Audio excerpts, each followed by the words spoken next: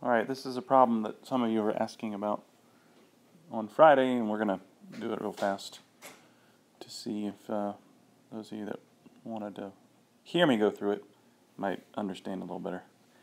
So we have a student throwing the ball up into the air, and he's already on a ladder 2.5 meters off the ground, which means that the total displacement of the ball is negative 2.5 meters. It gives us the velocity, initial velocity, of 4.5 meters per second. And the question wants to know how long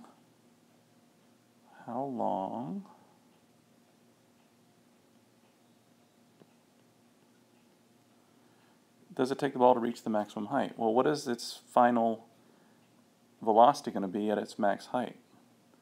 What is its VF right here? Well, I believe that would be 0 meters per second. So, if VF is 0 meters per second, if VI is 4.5, and if Y is negative 2.5 meters, we could solve for the time. Now, we also know the value for G, negative 9.81 meters per second squared, which means we know actually 4 of the 5 unknowns. And if that's the case, we're going to use the easiest formula to solve for time, and that would be VF equals VI plus GT, rearrange to solve for T, VF minus VI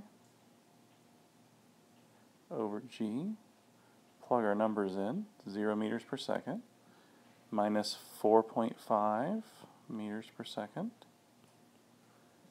over 9.81 meters per second squared, and we end up with a time of 0.4587 155.96 seconds, which if we round that to 2 sig figs is going to be 0.46 seconds. So there's the time that it takes to get to its max height, 0.46 seconds. The next question asks us to figure out what is the ball's maximum height. So we want to know how high did it go. Well, we already know that it was thrown from 2.5 meters off the ground. So if we could find this second height, we could figure out the total by adding them together. So we would call this kind of like y1, and this distance would be kind of like y2. So at y2's trip, what would the VF be? Wouldn't it be 0? It would. We know the VI for the trip for the ball is 4.5 meters per second. We know gravity, 9.81 meters per second squared. And we just can use the formula that's going to be, of course, easiest. I could use the time that I used in the previous problem, but I don't want to do that because it could be wrong. So how can I use a formula that doesn't have time in it, but does have everything else that we need? Well, let's solve for y using our VF squared formula.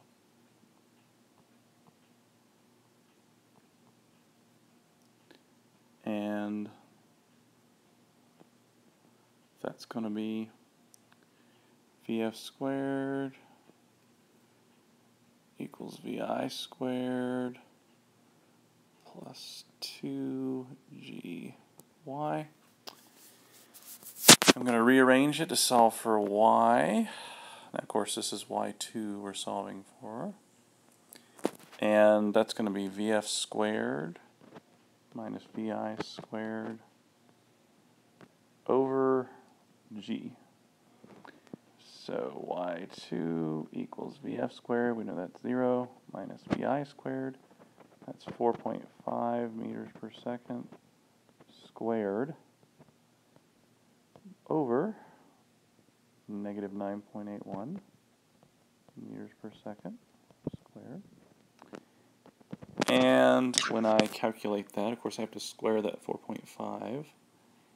I end up with 1.03211 meters, but that's y2. So if this is y2 and this is y1, how do I get the total height? Well, I would add y1 plus y2. So it's going to be 2.5 plus 1.03211, and rounding to a couple of sig figs, that's going to give us 3.5 meters. And I really wouldn't need a direction because height is a scalar quantity. So I'm good just writing 3.5 meters. And that takes care of the second problem. What is the ball's velocity when it returns to the ground? Okay, well for this one, I don't have a time that gives me the ability to use any of the formulas with time. So I'm going to use a formula that just has the other given values. So we're going to use this one again. Let me get another slide.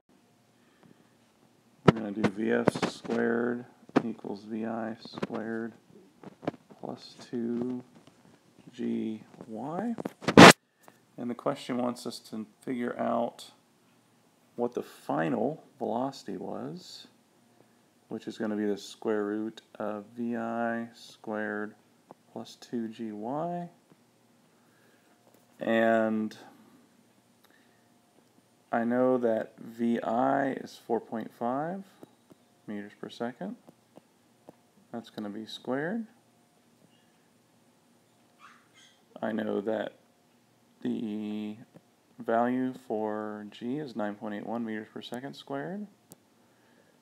And I know that the total displacement of the ball is negative 2.5 meters. Remember, the ball went up and down, and it was thrown from 2.5 meters up.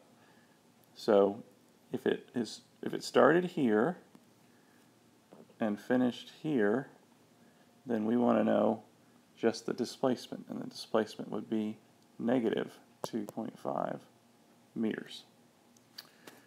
So we take our values, we end up getting a square root of 69.3 meters squared per second squared.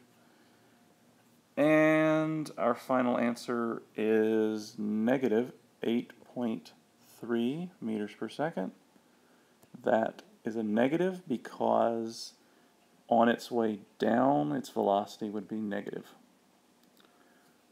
So that's how you solve number 3 on the review sheet. Don't forget, quiz tomorrow. And hope this helped some of you guys out that were struggling with number 3.